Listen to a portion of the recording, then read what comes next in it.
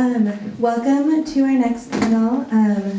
We're very excited about this one. This panel is entitled Freedom in Daily Life, and you might notice that the topics are very sort of wide in range, but what I thought was really unifying about all four of these lovely topics was that as citizens or just people who are living in society, we encounter these issues like education, the healthcare system, and so on, and they're just very, average quotidian things that happen, but they have huge implications for freedom and have amazing things to think about and talk about. And so up first, we have Maya presenting on the free speech in public schools.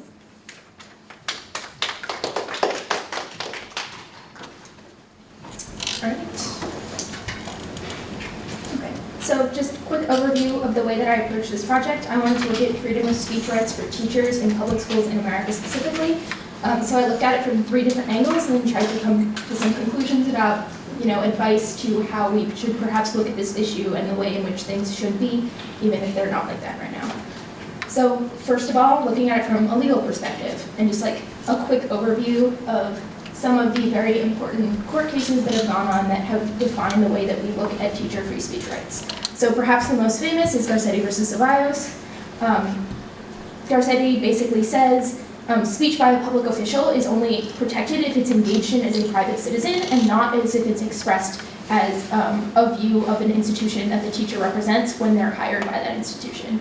So essentially, teachers can say whatever they want on their free time. I know that there have been pretty recently some arguments and debates over whether or not something that a teacher says on Twitter should really count under this. But Garcetti basically says, as long as you're not in your capacity as a teacher, you can say whatever you want, but in your capacity as a teacher, your freedom of speech can actually be restricted in certain ways, which provides a lot of the basis for how specifically restricted further on. And then Pickering v. Board of Education of Topeka, another really important case, says that speech is not protected if it contains false statements knowingly or recklessly made, which I think is pretty vague and broad, and also applies to the way that we think about free speech just as private citizens, kind of out of the legal context. But I think it's particularly important when we consider the line between discussing, a political issue in the classroom and asserting one's opinion on the political issue. Because a lot of times, I think people who have specific political issues will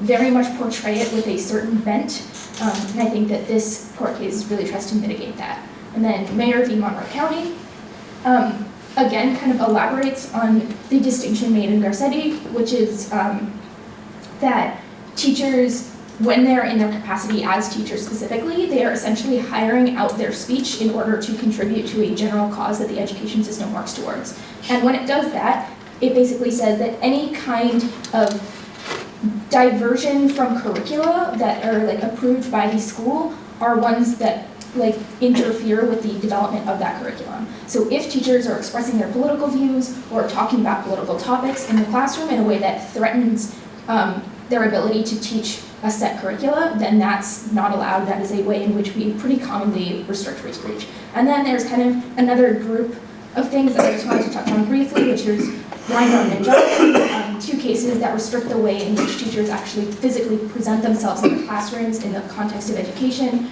Weingarten specifically restricts the way that teachers dress. I think this is kind of a common story that people hear about a teacher that wore a Vietnam War band in the 60s and was sued and is now not allowed to do that. So teachers are not allowed to wear political t-shirts, political things on their clothes or have political posters up.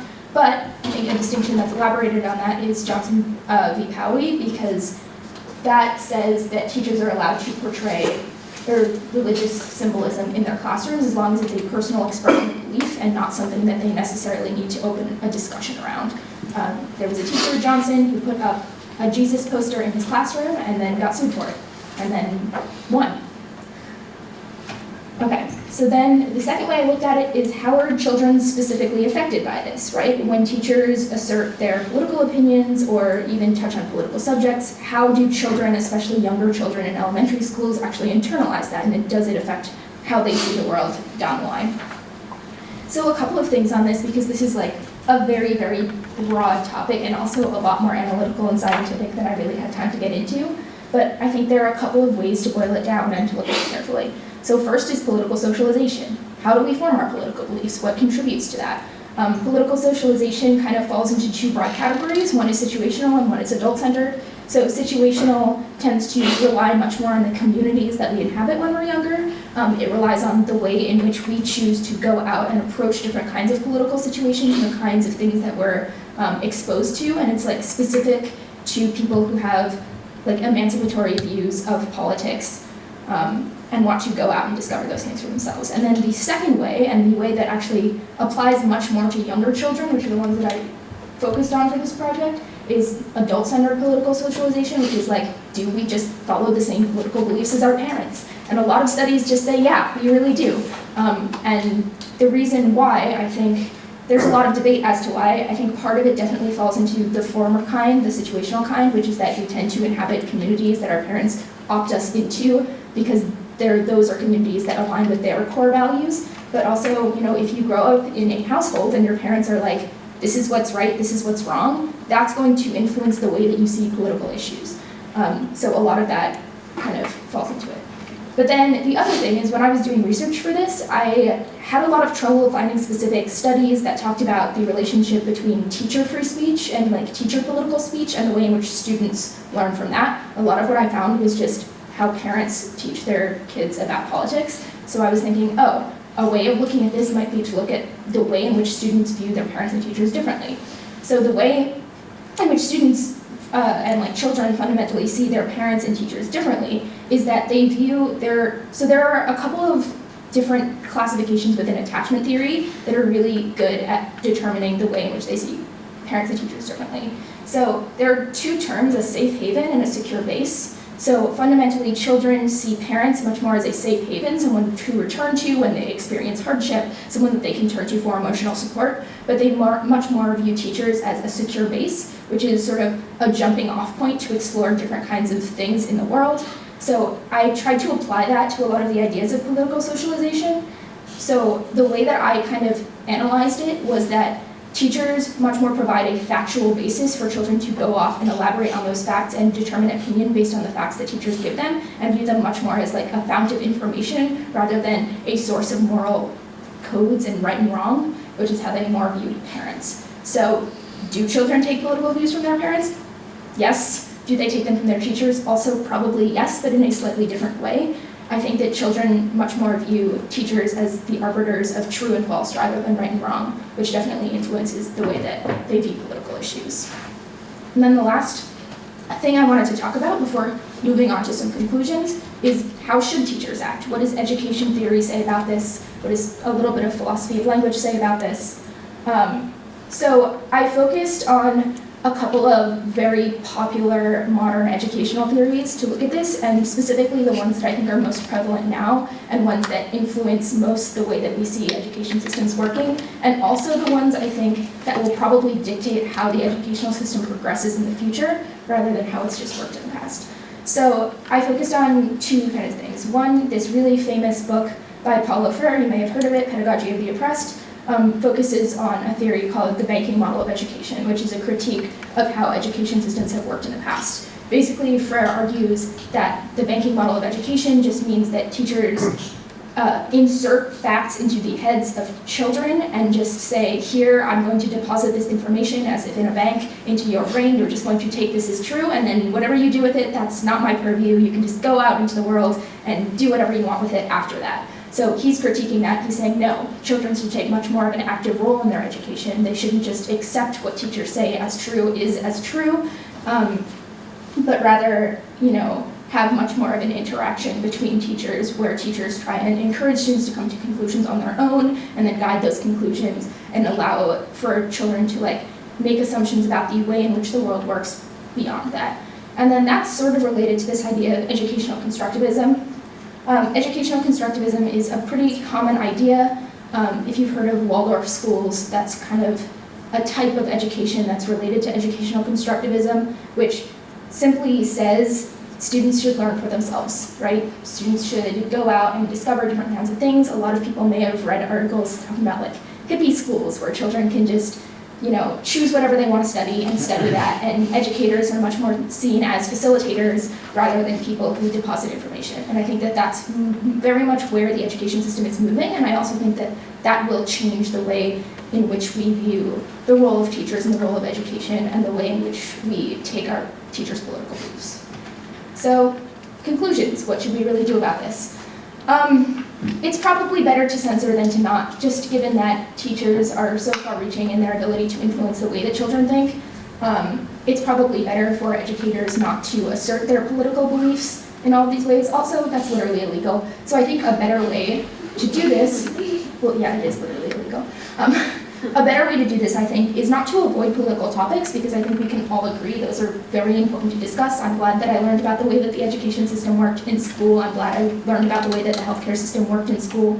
But rather, one, for teachers to acknowledge what their biases are to the students so that the students know not to take certain things as facts, but rather to take them as opinions and know that they have the right to disagree. But then also, two, and this goes a little bit back to some of the legal definitions I talked about, is to create open forums for political discussion, to teach the underlying facts, acknowledge biases, and allow children in a very educational, constructivist way to kind of explore the issues going off of that. So, thank you.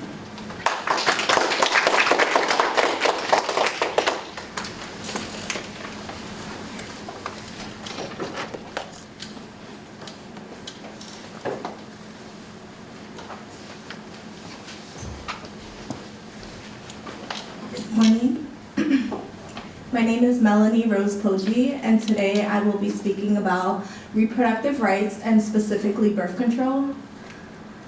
So, my title is, why does the government want to control women's reproductive rights? Reproductive rights are the legal rights and freedoms relating to reproduction and reproductive health. Over time, there have been large developments in birth control methods. Have you ever stopped to think about how these different methods were first tested? Have you ever dreamt of a world without contraception? Have you ever thought that if the lack of access or access to contraceptives was a result of a strategic move made by the government? History provides examples that strongly suggest women's societal contributions are heavily monitored by those in power. Frequently, a woman's sexual identity and behavior becomes an interest. Specifically, the ability to control a woman's reproductive rights and influence planning ultimately results in the power to control an entire nation.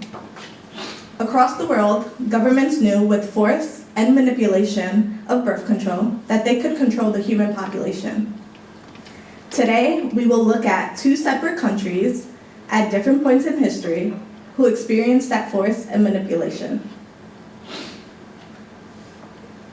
Fascist Italy arises with Prime Minister Benito Mussolini's reign in the 1920s.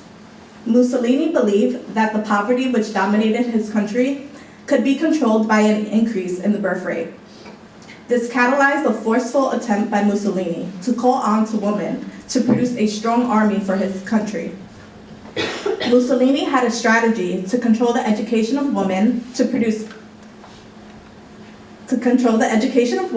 by making it a crime, punishable by law, to study any form of information about contraceptives. Though Mussolini's indoctrination failed, the strict prevention of information on birth control and abortions manipulated many aspects of the woman's psyche and decision-making that a woman would make for her family. Italian women were forcefully told to procreate. Since most women suffered a lack of involvement in the workplace, it was a strategic move made by the government to grant women a tax break if they were to bear 12 or more children. Women viewed this as a chance to gain some financial status, but the children they bear would be put through harsh school systems. Boys were trained to go to war, while the girls were taught to continue the cycle of producing more children. Mussolini's motive for wanting strong, submissive, stay-at-home mothers was only for the mother to raise children that would strengthen the Italian army. Italy was a poor country, and a growth in the family was seen to be an important aspect to control in order to boost the economy. By 1930, any birth preventative was illegal, and abortions were not legalized in Italy until 1978. Mussolini viewed people as numbers. He didn't speak much on poor or rich, but he knew Italy was a poor country, and he wanted to see a growth in the birth rate amongst all people of all aspects to bring his country out of poverty. Mussolini knew making education inaccessible to women would allow for them to be easily manipulated. If women valued those traditional ideas of placing men before themselves, then they'd believe the most important contribution they could make was procreating. Mussolini's obsession with the Italian birth rate was evident in the way he viewed procreation. Margaret Sanger, the founder of the birth control movement, summarized Mussolini's policy as follows. Hurry up and get married and have a lot of babies. It's cheaper. If you don't, we'll tax the shirt off of your back. If you do, you can have a state loan as a wedding present, reduction in taxes, free passes, bonuses, and a lot of glory. Procreation was seen as a tool to the prime minister. However, leaders who override women's basic rights with tax bonuses are as common now in the United States as they were then in Italy. Women engaging in political life was a joke to Mussolini. He believed women did not want to enter politics because they were aware they were unwanted, unnecessary in public life, and meant to be in seclusion. He viewed women seeking a life outside of the home as an assault to the foundation men have founded in politics. He viewed women as meddlers and muddlers in politics. During the 1960s, the United States saw an opportunity in Puerto Rico to test out risks and benefits of oral contraceptives. The United States chose the people of Puerto Rico as a human-scale birth control test. The Puerto Rican Secretary of Agriculture and Director of Social Relations approved of unethical birth control experiments in areas of extreme poverty. The human population was abundant, poor, and had no laws against oral contraception.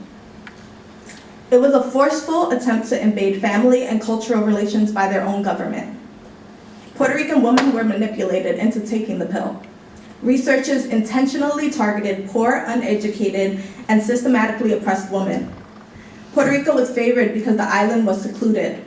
Researchers found it easy to watch, having had active family planning, birth control clinics, a growing population, and secluded, poor, large families. Puerto Rico's land was also unrestricted. Since there were no laws concerning oral contraceptives, researchers could ignore ethical procedure. This was ideal because it allowed for American-born doctors like Adeline Sathaway and Idris Rice-Ray to easily obtain jobs in cities like Rio Piedras and Humacao. Sathaway tested women who walked miles to reach hospitals. Those women had health issues, anemia, intestinal parasites, and malnutrition, and were either illiterate or semi-literate. It was assumed that women could read or have someone read the instructions for them. One woman had taken a whole bottle of contraceptives because she did not know how to read the label and was not properly informed of the instructions. Women were experimented on without proper consent or signatures. They were seen as guinea pigs, and many died from the side effects of improper usage of these pills. Since then, the United States has progressed their ethical procedures, and consent is now valued in an array of procedures, research, and studies. However, this was at the expense of the Puerto Rican woman. Women were also targeted through propaganda. Here we have a cartoon which promises the women of Puerto Rico success and stability after La Aparición. Catholic schools were another organization through which women were manipulated. Sterilization took place in Puerto Rico long before the United States began birth control testing, and the Catholic school agreed with birth control and abortion. Women even faced opposition from Catholics higher up in the university's hierarchy.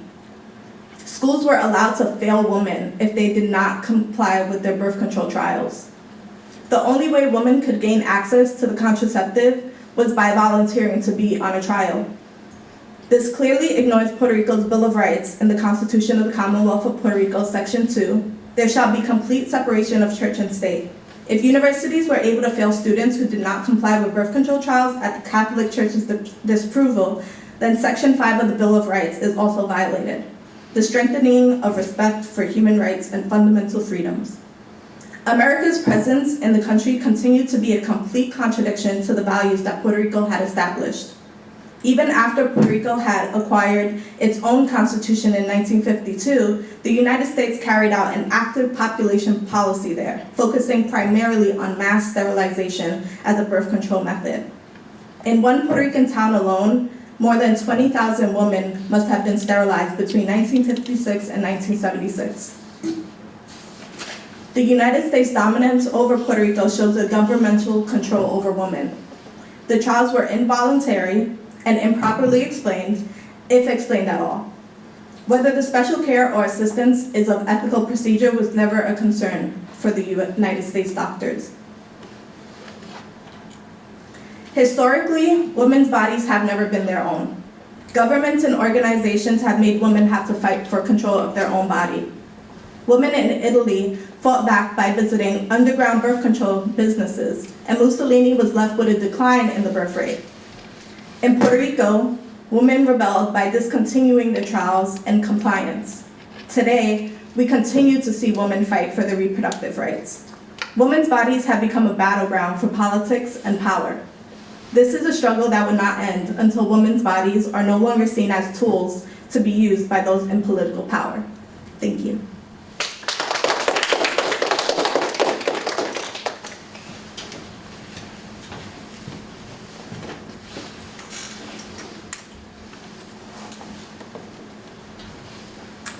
Hello everyone, my name is Chloe Garza. I'm a senior here at Wellesley studying psychology, and I'm here to talk to you today about contradictions of free will in the 12-step method of addiction rehabilitation. So the question of whether addicts possess free will has been long debated. Simply defined, free will is one's ability to choose alternative courses of action. Addiction is often thought of as posing a threat to free will because of its nature as a condition that affects the brain and cognitive processing. For decades, researchers across disciplines have argued over how to strike a balance between the neurobiological changes that occur in an addicted person's brain and an individual's ability to choose a course of action. Delving into this subject could take a lifetime. Because I only have 10 minutes, I will be narrowing my focus to a few specific standards of free will. Those standards are, first, that free will is a kind of psychological accomplishment requiring various cognitive capabilities related to decision making. Those capabilities include, first, recognizing the need for a decision, second, imagining and evaluating options in light of one's values, goals, etc., third, deciding and acting in accordance with that decision, and fourth, habituation, or rather the integration of these processes into daily life. Our second standard is that, I gave it away a little early, but it's that possession of free will is measured on a sliding scale and not a binary. That scale will be measured in this presentation here as a function of the cognitive processes through which free will is accomplished. The ultimate purpose of my presentation is to analyze how these concepts of free will play out in the 12-step experience and whether we can draw any conclusions about the effectiveness of the 12-step method based on this analysis. So why the 12-step method as opposed to any other rehabilitation method? Quite simply, the 12-step method has been an American gold standard for years. For the past 10 years, at least 72% and as high as 87% of addiction treatment facilities have used the 12-step method either always or often or sometimes in their treatment services. The 12-step method originated from Alcoholics Anonymous, a Christian group focused on defining alcoholism as a disease rather than a moral failing. Alcoholics Anonymous has been at the heart of American response to alcoholism since Howard Hughes, a former alcoholic senator who recovered with the help of AA, pushed for the Comprehensive Alcohol Abuse and Alcoholism Prevention, Treatment, and Rehabilitation Act of 1970, which founded the National Institute on Alcohol Abuse and Alcoholism. As Alcoholics Anonymous grew in popularity, their 12-step method was slightly modified to address those who may not be Christian. The core function of the 12 steps is the same, even with the modified language. Those 12 steps are, first, admitting powerlessness over alcohol. Next, believing that a power greater than oneself could restore sanity. Deciding to turn one's will and life over to God as one understands Him, the modified language. Making a moral inventory of oneself. admitting to God, to oneself, and to others the nature of one's wrongs, readying oneself to have God remove all these character defects, asking God to remove the shortcomings, making a list of all the people one has harmed and becoming willing to make complete amends to them all, making direct amends to these people wherever possible, except when doing so would injure or harm others, continuing to take personal inventory and promptly admitting when one is wrong, seeking through prayer and meditation to improve one's contact with God, praying only for the knowledge of and the power to carry out His will, and carrying the message to others and practicing these principles in all of one's affairs. For those who are skeptical, there is reason to be.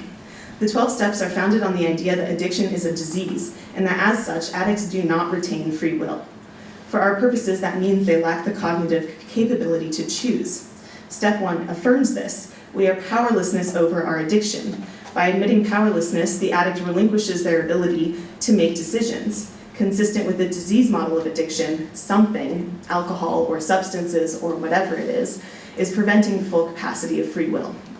Second, we believe that a higher power can restore sanity. Again, the addict is told that they are not in control of any change.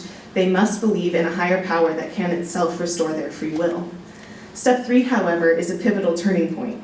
Decide to turn one's will and life over to God. Decide to give one's will. Suddenly, the addict not only has some kind of will, which they are apparently in control of, but also must engage in the key cognitive processes associated with free will to turn their will over to God. Here, one has the capability to recognize the need for a decision and to further carry out that decision on the assumption that he can trade his own will for that of a higher being. This contradicts the idea of powerlessness, implying that one not only has but also interacts with their own will. But it still does, on some level, affirm that in the end, an addict does not retain their own free will as they've given it up to God. If the first 3 steps are meant to convince addicts that they maintain no free will, the last 9 steps are meant to teach them the cognitive processes required to have it. Unlike the strong message of alcoholism as a disease and not a moral failing, given in steps 1 through 3, the last steps revolve entirely around addiction as a moral failing, and thus as a failing of one's use of free will. If you can't read it, the cartoon says, "I really can't explain why your cancer has spread. Did you do a moral inventory and ask God to remove your shortcomings and moral failings like I prescribed?" So let's start with steps 4 through 7. Make a moral inventory of oneself. Admit the nature of wrongs to God, oneself, and others. Ready oneself for God to remove character defects, and then finally ask God to remove shortcomings. While I could spend time going in detail how far this strays from the disease model of addiction, I believe the steps speak for themselves. They address what the Big Book of AA calls spiritual malady, something that must be dealt with before moving on to healing mentally and physically. The physical and mental healing comes from steps 9 and 10, where addicts create lists of people they've harmed, then take actions to make amends with those people. The interesting thing here is that by this step, the 12 steps, the program is asking that addicts do engage in most of the cognitive processes necessary for free will. To get a better idea, let's look at the process of deciding to make amends with someone. So first, we have to recognize the need for a decision. Do I want to make amends with this person? We evaluate our options, yes and no, and consider our goals. Do we want to continue in the program in order to get better? Yes, all right, then we must make amends with the person. But that leads us to another question. Will it harm the person? We have to now imagine and evaluate based on the goals given by the program. Will it hurt the person? Yes or no? And if it does, we make amends. If it doesn't, we don't. We have to carry out these decisions in order to continue with the program. As you can see, this is not only saying that addicts have free will, but it's suggesting that they have the ability to engage with it in very complex ways. So on our little free willometer down here, we're including all 3 of those cognitive processes. Seems a little contradictory for a program that suggests that addicts don't have free will. And then of course, to cap off, we have our last 3 steps of our 12 steps that require addicts to take what they now know and integrate it into their daily lives. This fulfills everything needed for our measure of free will and ultimately leaves us with certain tension in the steps. At this point, you're probably thinking, Chloe, this is all great. You've really done a wonderful job analyzing these 12 steps, and for that I thank you all. But what you really want to know is whether or not AA actually works. How effective is the 12-step method? Survey says between 5 and 75%. On the low end, Dr. Lance Dodds suggests that when counting everybody who enters and then leaves and continues, everybody who engages with the program, the actual success rate is close to 5%. However, critics say that the statistics used to reach this number are a bit fishy. On the high end, the Big Book of AA boasts a 75% effectiveness rate, which includes those who are sober after some relapse. And if that doesn't seem like real science, there have been studies that show a 74.8% success rate in abstinence, alcohol abstinence. So for the Big Book of AA says that for those it didn't work for, that extra 25%, they're brushed away as being not willing to live a truly honest life. Various studies have also come up with highly varying percentages, in part because when working with longitudinal studies, you run into the problem of self-selection bias. The people who are in the program, it tends to be working for because they're in the program. Studies that use randomized assignment to 12-step programs have shown no conclusive evidence for its effectiveness. So what about the program makes it so effective or ineffective? Is it the first 3 steps that require giving up will, or is it the last 9 steps which give people the tools to use free will? Studies show that weakening one's belief of free will led to more negative behavior, and that might be evidence towards the latter. However, evidence towards the former might lie in another study which compared the effectiveness of 12-step programs to other treatment programs such as Smart Recovery, so this is AA, Smart Recovery, Life Ring, and Women for Sobriety, and showed that when controlling for treatment goals, there is no significant difference between effectiveness. Going forward, it may be useful to consider an empirical study which puts the 2 conflicting aspects of the 12-step method at odds.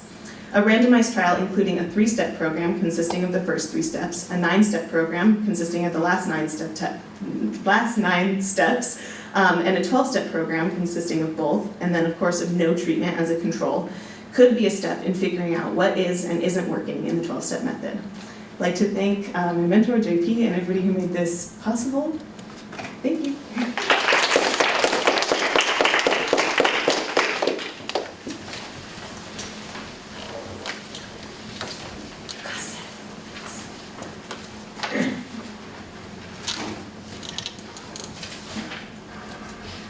Hi, my name is Kathy Yang, and today I will be talking about the value of a life in regards to the freedom of healthcare. Just a small warning that some of the images included may be somewhat graphic, so if it bothers you, feel free to close your eyes or do whatever you need to do. So to begin, I'd like to pose a small psychological experiment. Please participate. So suppose you are driving when suddenly on the side of the road you see a man who looks like this. You pull over and then he tells you that he needs to be taken to the hospital immediately or he may die. But you just then remember that yesterday you got the back seats of your car done for $1,000. So if you drive him, you're going to ruin these beautiful, newly designed leather seats. How many of you would still drive him even though you would have to repay $1,000 to clean and redo your car seats? Okay, so hopefully most of you raised your hands. So moving on to scenario 2, imagine you are opening your mailbox when you suddenly get a letter from a charity organization asking you to donate even $1 to help children in third world countries get food. How many of you would still donate money to this organization? Okay, good job. Okay, so this is where the paradox of the value of the life comes from, where too often we think that saving more lives is better than one, yet we are willing to spend thousands of dollars to save one man, rather than donate even $1 to save possibly hundreds of people. So why do we make the choice that we make? Isn't saving more people better than one? And are all human lives worth the same? So now that I've posed these really deep philosophical questions, I want to evaluate how this ties into the healthcare system. Specifically, I want to analyze what freedom means in the healthcare world. Does it mean universal health care? Are all humans truly equal in terms of who should receive care? And in order to evaluate this question, I've broken down the various aspects of freedom that should be evaluated in terms of the healthcare systems. The first is the quantity of people, or how many people have access. The second is the accessibility and restrictions. The third is the quality and reliability of the care. The fourth is cost efficiency. And the fifth and final is effectiveness, which evaluates whether the system is working or not. Now, because I only understand things in terms of numbers, I decided to quantitatively evaluate how good each various healthcare system is in terms of the categories by assigning a discrete value of 0 or 1. I did this because if I chose a scale, it would be a little bit too arbitrary, but by using 0, 1, it's either a hit or miss. Obviously, to an extent, it's still a little bit biased and arbitrary, but I do believe that the data accurately reflects each value. So now, what are the different healthcare systems we will be looking at? The first one is the United States, where healthcare facilities are largely owned and operated by private sector businesses. And while there do exist programs such as Medicaid and Medicare that provide coverage to certain groups of people, healthcare is not considered universal in the United States. The healthcare system I will be contrasting to the United States is Canada. Now, Canada is often known for its universal healthcare system, or the single-payer type healthcare, where the government controls almost all of healthcare spending. Specifically, 70% of healthcare insurance is provided by the government, and 30% comes from private spending, mainly for drugs, optometry, and dentistry. Now, we will begin to compare and contrast these two systems. So starting off, we want to evaluate the quantity of people. It seems pretty obvious that the country with universal healthcare system will win this one. For example, even though the United States has attempted to a certain extent to universalize healthcare, we see that in the graph on the right, even after the ACA was passed, 1/3 of the elderly population still remains uninsured. And even looking at the graph on the left, we still see that around 12% of the general population is still uninsured. Since healthcare is viewed as a good or commodity in the United States, you can only really get it if you can pay for it. However, in Canada, if you need the healthcare system, you are basically guaranteed it. So because of this, Canada will get a 1 while US gets a 0. Following this, we will be looking at accessibility and restrictions. Again, because the US healthcare system is much more expensive, it does restrict certain populations who are unable to afford healthcare. However, it is much more accessible in the sense that you don't have to wait. Here is a similar representation of earlier data where still millions of people are not getting proper access to healthcare. In fact, a few years back in the Boston area, a woman got her legs stuck between the train she was getting off of and the sidewalk, and the only thing she could say while in pain was, "Don't call an ambulance, I can't afford it." However, the US is good at making sure you get your care when you need it. Canada is sometimes known for its long waiting systems, and although I'll be touching on this a little bit later, I would like to briefly mention that a report came out that specialist physicians surveyed report a median time of 19.8 weeks in Canada, while in major US cities, the average wait time was about 24 days. So on one hand, we see that specific people have access to receiving healthcare, but are able to get it when needed. And on the other hand, everyone has access, but may not be getting the instant care needed. Ultimately, I decided to give Canada another point, even though yes, accessibility at times may be more inconvenient. In the end, people get what they need, making it more accessible and ready for everyone, and fitting the category of accessibility better. Now, Canada has 2, while the US still has 0. So now we are going to evaluate the reliability of care. Now, if we look at the graph on the left, we see that it's talking about managing patients with chronic conditions, US and Canada older adults.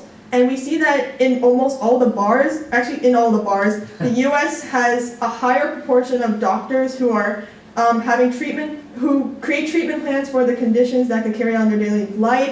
Patients have healthcare professionals that contacted them between visits, and they have a healthcare professional they can always contact to ask questions. And again, on the graph on the right, which talks about prevention in the US and Canada, we see that patients receive more reminders for preventative care in the US. Patients are sent notices for preventative or follow-up care. Doctors talk with patients about health risks and ways to quit smoking more in the US than Canada. So in general, it seems that US physicians are more cautious and careful about their practices and develop more steady relationships with patients. And while there are some great physicians in Canada, it is also true that the US has some of the world's more well-known and famous medical schools. and the best institutions will only attract the best physicians. Thus, the US will win this point on the quality of care. So next, we will be looking at cost efficiency. Now, just by looking at the graph on the left, we can see a drastic difference in how much healthcare costs per capita in the US versus many other countries aside from Canada. And the expensiveness of the US healthcare system stems mainly from 6 different areas. So first off, administrative costs are much higher in the US. About 1/4 of healthcare costs is associated with administration, which is much higher than any other country. In 2010, for example, there were 1,300 billing clerks at Duke University Hospital, which only had 900 beds. They were all necessary, however, to determine how to bill to meet the varying requirements of multiple insurers. Second, the cost of drugs is much higher in the US than Canada. While Canada negotiates at a federal level for drugs, Congress created Medicare Part D, which it denied Medicare the right to use its power to negotiate drug prices. Their doctors are afraid to get sued. Even if they are pretty confident and maybe even almost certain, they still order a bunch of tests just to 100% guarantee that they're right, which just drives up the cost even more. Fourth, the actual technologies used in treatment are much more expensive in the US. According to a 2014 report by the OECD, the US uses 3 times more mammograms and 2.5 times the number of MRIs than other developed countries. In addition, more people in the US go to specialists, and since they are usually more expensive than primary care doctors, the overall price is driven up even higher. Fifth, wages. The process of becoming a doctor is so long and time-consuming that in order to compensate for all that, they are offered much higher wages than other countries. If we look at the table on the right, we see that the United States pays doctors much more than other countries. And finally, there's the problem of branding, where the prices are made up depending on who the payer is. Providers who can demand the highest prices are the ones who usually create a brand everyone wants and can change and increase the healthcare costs like crazy. So to conclude, Canada will win this one. And then finally, the last category is looking at the overall effectiveness of the system. And while there are many different ways to define effectiveness, I think one of the main problems is the wait time. If we look at the data presented in the figure on the left with the graph, we see that the mean wait times have increased across all of Canada's provinces, where the lowest one occurs in Ontario, which has a mean wait time of 15 weeks, and the highest in New Brunswick is around 40 weeks. In essence, I think that the data speaks for itself, where while the care is easy to access, it is difficult to obtain. If we look on the right in these major US cities, the average appointment wait time is in days. I didn't specify that, but I promise it's in days. And in Atlanta, we see that it's around 11.2, and in Boston, which is the highest, it's around 50 days, which sounds like a lot, but compared to 40 weeks, I think it's okay. And then, thus, the US will be getting the point on this one. So purely by numbers, we see that Canada's healthcare system fits more in line with our definition of freedom. However, it is important to note that this does not mean Canada is necessarily politically the best answer. While both systems have faults, rather than simply viewing it as black or white or one or the other, it's important to acknowledge how difficult it can be to mesh morality with politics, because it ultimately comes down to the question of the individual versus society. These type of conundrums show the importance of interdisciplinary knowledge and how amazing it can be that politics and philosophy can find common ground. Now, I wasn't trying to impose any political views, nor trying to say what I thought was right. Rather, I hope that as you continue on with whatever you are studying, you'll realize the complexity of life and decisions, and learn that sometimes different angles and perspectives are necessary. Stalin himself once said that one death is a tragedy, while millions of deaths is merely a statistic. It's time for this generation to rise above and learn to critically think, discuss, improve, and develop solutions for making this world a better and healthier place. Thank you.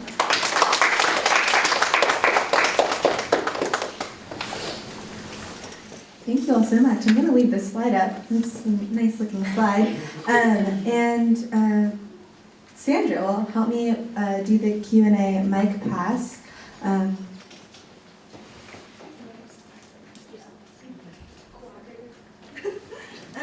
Does anyone have any questions for any of the panelists?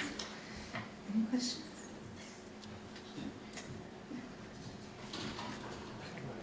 All right, this one's for Melanie. I'm curious if when the U.S. started to do their testing in Puerto Rico, what was this publicly, did US citizens have knowledge of these testings? And if so, did the US try to kind of spin these testings to fit a particular motive? And then these testings continued for like decades. And since that, like in the 70s, we saw the population bomb problem and the huge movements into zero net growth. A lot of movement, especially on college campuses, saying we should stop having babies. And then in India at the same time, where they started doing similar strategies of preventing preventing conception. How did that influence U.S. policy? Did it influence the motives that the U.S. would present to the public? So that's a really good question. From my knowledge, the research that I have done, I think that the U.S. did not kind of publicize what they were doing. It was kind of like it went unannounced, and they specifically targeted it on the intent that it was secluded. So no one was watching the island, and they saw that as a way of doing these unethical procedures without getting punished for it at all. So a lot of their intent was not in the best place, but it was for the United States and for their testing. The end part of your question, I don't know. Yeah, sorry. Sorry, good question. Hi all, thank you for those great presentations. I have a question for Kathy and Melanie, but I'll start with I'll start with Kathy since you just spoke. My question to you, Kathy, is I was wondering if you did any sort of research on the differences, the cultural differences with how people interact with their physicians. So I know that in the United States, a lot of people are hesitant to go to, say, like nurse practitioners, for example, because people in the United States are like very proactive about their health to the point where they start to question their physicians, and they're, I'm sure Grace knows, to the point where they start to question their physicians a lot, and they want to get the best treatment even, or the best physicians, even if they would be perfectly fine with a normal family doctor. And I compare that to where I'm from in Nepal, where in Nepal, physicians' wages are pretty low, and the cost of treatment is also pretty low, and a lot of people, they are very, like almost everybody just sort of takes what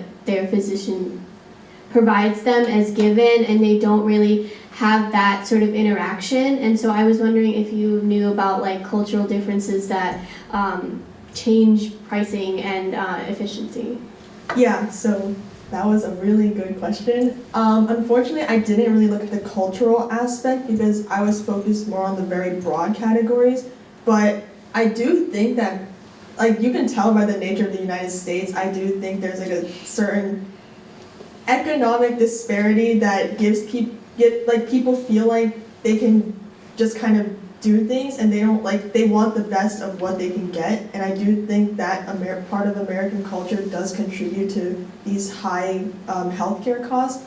And I don't know a lot about Nepal's healthcare system, but I do definitely think that there's so many factors to take into consideration when we try to explain like, well, why is one healthcare system maybe more effective than another? And like I think the cultural and like the population itself like does have a drastic effect.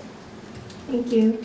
And my question to you, Melanie, was I think towards the beginning of your slides, you had a quote by Margaret Sanger, and that really struck me because I believe that she is the founder of Planned Parenthood, and is known for a lot of like eugenics-y type things and just really bad things in general. But in here, she seems to suggest that, so did she work for the Mussolini government? No, Do you know? she had wrote a paper. It's called The Papers of Margaret Sanger, and I quoted her because she has done extensive research on birth control and Mussolini as well. So she had basically summarized what Mussolini's policy was in her own words. Oh, I see. And it was kind of like Okay. a really extreme way, well, he was extreme, but an even more extreme way of putting his words into like more of a context. Okay, we could that laugh makes at. a lot of sense, thank Yeah. you, because I was really confused as I to why know. she would say something like that. It was bad move, sorry. No, thank you, thank you. Thank you. Thanks for these presentations. I have questions for Maya and for Kathy. So Kathy, one question I have for you is whether you've thought about this argument that I've heard recently concerning the costs of US healthcare. So you might expect that in countries where average household income is higher and purchasing power is higher, people would spend more on healthcare like they spend more on other things. So have you thought about whether the disproportionate cost of healthcare in the US is a function of how wealthy people are, or does that not seem to be borne out in your research? And so I'll ask. Okay. So like I kind of touched with Anna's question, I do think that because the U.S. is considered a very somewhat like privileged country in a way, because we are able to afford so many things and we have a lot of different types of technologies that other countries may not have. I do think that the wealthy portion of the population, because they can afford it, like they definitely drive up these healthcare costs and things like that. But then I also think that we shouldn't solely blame the wealthy for these high healthcare costs. I also think that as the healthcare industry, like that whole technology sector, even though I don't really know much about what kind of innovations they're making, I'm sure that if there's people creating self-driving cars, they're definitely working on amazing, like, but probably also very expensive like healthcare technologies that can probably tell you whether or not you have cancer or whether or not you're gonna die tomorrow or something like that. And I just think that all these different combinations, like I personally think the healthcare system is too complicated. It hurts my head to think about when I try to think like what's the most optimal solution. But I do think that addressing things like the wealth disparity is important in hopefully coming up with a solution. And then for Maya, you mentioned at the end that you're enthusiastic about the idea of teachers in schools disclosing their biases. And I just wanted to hear a little bit more about what you think that would look like. So I'm teaching a class to some high school students, and I say, I am a committed Leninist. So take what I say with a grain of salt. Is that what you have? So first, is that the sort of thing that you have in mind? And second, do you think that there's a danger there that this will encourage a young generation of students to think that political matters are just a matter of opinion and that there are no answers that are better than others, that their teachers are saying, this is my opinion, so you should discount it when we're talking about politics? Interesting question. So to answer your first question, probably yeah, that's how it would work. Or maybe not disclosing a specific like political alignment, like being I'm a Leninist, but rather saying I have this particular opinion on healthcare, perhaps this is why I hold that opinion, so don't just think that what I'm saying is true for that reason because I have this opinion. But then secondly, I'm not sure that disclosing a political opinion will immediately lead students to discount it, but rather to acknowledge the biases that are inherent in discussing any political matter. One of the worries that I have about doing this is that I think it can silence a lot of people who disagree with the teacher. There tends to be this idea, particularly in lower education, that like you need to suck up to the teacher, you need to, align yourself with what the teacher wants to hear, and if a teacher comes out and says, here are my beliefs, I think in many ways that does make it less possible for students who don't agree with the teacher to voice their opinions. That said, I think particularly in younger education, which is what I talk about, it's very important that people be aware of the biases that exist. I think there are problems with it. I just think that the alternative, like the counterfactual, is just that teachers teach political subjects in ways that are inherently biased, and children just don't recognize that bias and believe that the way in which those things are being taught is true, and therefore I think that the alternative where people don't disclose what their biases are is just that you get students who are less willing to question what their teachers think and more willing to just go along with a dominant narrative, especially because a lot of schools, because of geographic political segregation, I think tend to have a dominant ideology. So I just think it encourages more political diversity down the line. I'm not saying it's a perfect system, I just think it's a better one than we currently have. So I have a question for Maya and for Chloe. For Maya, I'm just going to give this short blurb for context. So in 2016, the state of Massachusetts held a Board of Education meeting talking about how they wish to institute social emotional learning in Massachusetts classrooms, and it includes 5 core competencies for K through 12 social and emotional learning. And 2 of them include social awareness, which is defined as learning about the diverse backgrounds and cultures of others and understanding social and ethical norms for behavior, as well as responsible decision making, which includes social interactions based on consideration of ethical standards and, again, social norms. So it's kind of setting standards that can be interpreted as political standards of, someone who's more liberal or more conservative might express those things differently to their classroom. Do you think that this would be a dangerous addition to classrooms? And also, they're using federal K through 12 early education improvement funding. Do you think this is a violation of the case studies that you studied in regards to this? Also a really interesting question. Something that I've thought about a lot also, I think that something that's very unique about the position of being a teacher is the amount of discretion that you have, especially in the American education system that has a lot of things like Common Core, and most states have requirements that you have to teach towards. I know New York State has the Regents requirements, and it's basically a curriculum that you have to follow. You have to do a certain number to graduate. And because of that, I don't think that the regulation in itself is bad given the amount of discretion that teachers have. That said, I think it's very important to monitor and to train teachers to interpret it correctly and in a way that isn't dangerous. I mean, generally, I would be the first person, I don't know if any of you know Neil Gaiman, he's a favorite author of mine, but he said the law is a blunt weapon. You can't decide when it's used and when it's not used. It just applies to all of the cases, including the ones that you want it to and the ones that you don't. He's talking specifically about censorship. I think that's very applicable. So again, I think the existence of it can be dangerous. I just think that with proper implementation, it doesn't have to be. That said, I think that if something like that exists, there does need to be a lot of work done to make sure that it's interpreted properly.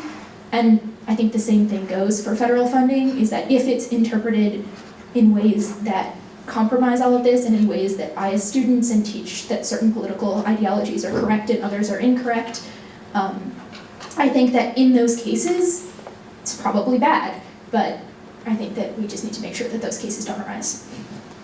And then for Chloe, so your presentation made it, in my opinion, pretty clear that the 12-step program has some pretty integral flaws, and that it doesn't hold up either philosophically or from a scientific perspective. So why do you think that culturally and in a lot of places legally it's still seen as the gold standard? And what would you suggest we do from a cultural standpoint to change that? Yes. So, this is on. Okay. So I mean, I touched on this briefly, but the American response to alcoholism has been largely pushed forward by Alcoholics Anonymous. Alcoholics Anonymous, I think, was the first major group in America to put people with alcoholism together, get them talking about their disease, and then have them start saying, hey, we want our government to actually care about us and not just be whatever, you guys are kind of on the edge of society. And so I said the Congressman, Harold Hughes, I think his name is, he pushed for this act that created the National Institute of Alcoholism and Alcohol Abuse. And in turn, that actually funded a nonprofit that was headed by somebody who was the marketing person for AA. And that still continues to be, I don't know if it's still funded necessarily, but that is still a mouthpiece for the AA 12-step method. They pretty much deny that there are flaws in the system, that it's pretty much perfect. So I think that because it's been so integral in like the government, not only this, but for a long time I think it was legal to mandate AA meetings for DUIs and other alcohol-related, crimes. It's not necessarily legal anymore, but there's been no Supreme Court case to establish, like, definitely you can't do that. So, anyways, I think it's just been so prevalent in the legal system, in like the national response, that people don't see that there are any alternatives, and there are alternatives that focus on like moderation management, because alcoholism is mostly for people who like hit rock bottom, and a lot of times the popular idea is that if you have a problem with drinking, any problem, like maybe I binge drink on the weekends, but I'm not, like showing up to class drunk, right? But if you binge drink on the weekends, then you have alcoholism because you have a problem with alcohol consumption. And that's not necessarily the case. Sometimes what you really need is moderation management. You need to learn how to, control certain behaviors. So I think in terms of what we can do to like establish like better cultural response to alcoholism and alcohol abuse is to really push forward the idea that there are other options besides this 12-step program and besides AA. Actually, I have a question for you, Chloe. Sure. Am I allowed to ask questions? Yeah, go for it. I don't know how this works. But, so a lot of your presentation focused around like these issues of free will and whether or not we have it in the 12-step program. But something that I thought was interesting is, if a lot of the 12-step program and a lot of these other programs designed to decrease alcoholism like focus on prioritizing free will, doesn't that also imply that alcoholism is a moral failing in a health crisis? And like, I know that a lot of countries, I'm thinking of Portugal in particular, have had really amazing success treating drug addiction and substance abuse as public health issues rather than moral issues. So I guess one, what are the social implications of treating alcoholism as a moral failing? And two, how do you think that would change the way that we approach treatment? Yeah, so I think there's like an interesting tension in even just like public opinion of alcoholism as either a disease or a moral failing, and this goes for really most addictions. We tend to think like, oh, poor addicts, like they can't help themselves because their brain is just wired a different way. And any substance does affect neural pathways in brain. Countries like Portugal or like other like European countries, actually I think that they have a pill that they give to help with this. It essentially blocks any of the pleasure that you feel from drinking alcohol or taking drugs. And that pill is not legal to prescribe to addicts right now. I think some people are prescribed it, but it's not like widespread. Like you can't just go and say, hey, I have a problem with, I drink too much and I would like to have this pill that makes me stop drinking so much. So I think that it's the implications of like seeing it as a moral failing are that we don't consider these like really effective methods like that target the actual brain. And honestly, like if we're being totally honest, I think AA is a little bit of a sham in that it praises this disease model that like our brains are sick and we're like we can't help ourselves, and yet there's something at our core that's very wrong, and because that's been like the main response that's kind of like disseminated into the public opinion. I have a question for Maya. So there's a really big difference between ideas about education for K through 12, and then you arrive at college and then there's academic freedom, and faculty members can basically express any opinions that they want in their classes and do any research that they want. I feel passionately supportive of that too. I wonder if you think that there's too much of a, I hope I'm not asking this into leading away, but could we think about more than one approach to this so that like K through 10 or something? Should there be such a big difference between how a 12th grader is taught about important social problems and how a 13th grader is? Is there a problem with there being such a wide divergence between norms of freedom of expression in universities and in high schools?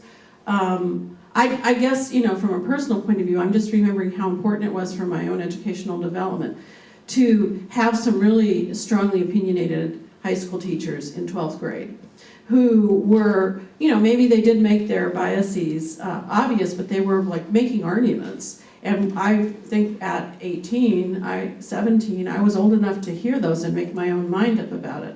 So I'm a little bit worried about encouragement of censorship or too much control over what students are learning in the very end of high school and how different that is from then what they're going to be exposed to when they get to college. Also, other countries organize their educational systems differently, and like once you're 16, then you're actually going into college, as opposed to in the US where it's all the way till 18. So I guess what I'm asking is, would there be another way of structuring our system that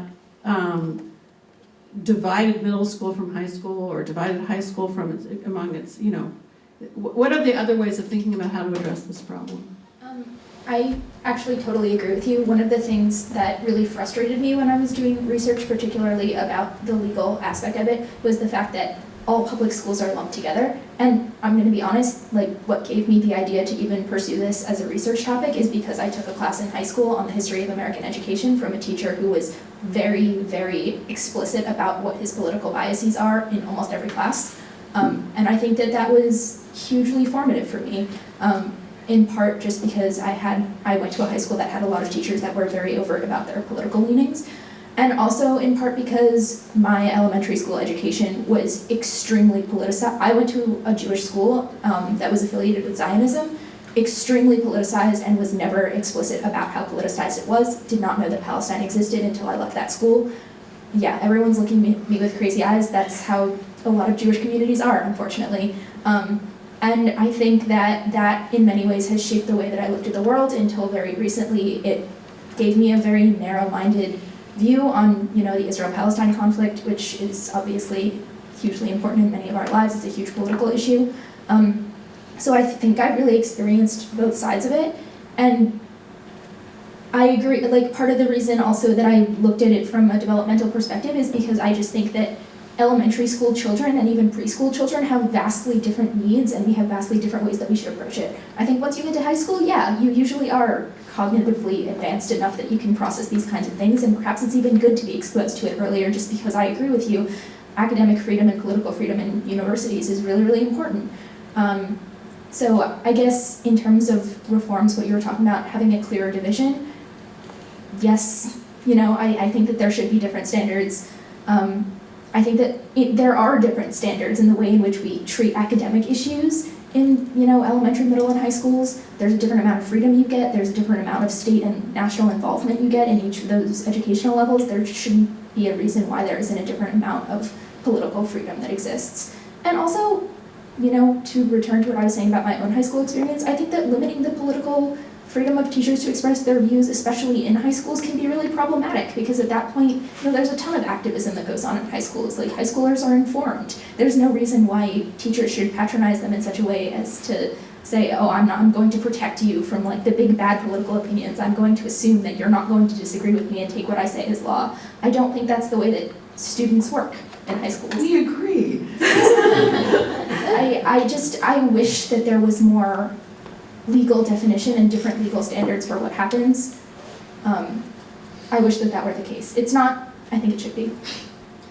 That's a perfect way to end. It's exactly noon. Ooh, this mic is funny. I would invite you, we have a 45-minute break to have some lunch, and if you're just arriving, to come register with me before you grab your lunch. But as we leave, can we give our panelists one more big round of applause? Thank you all so much, and I'll see you in 45 minutes.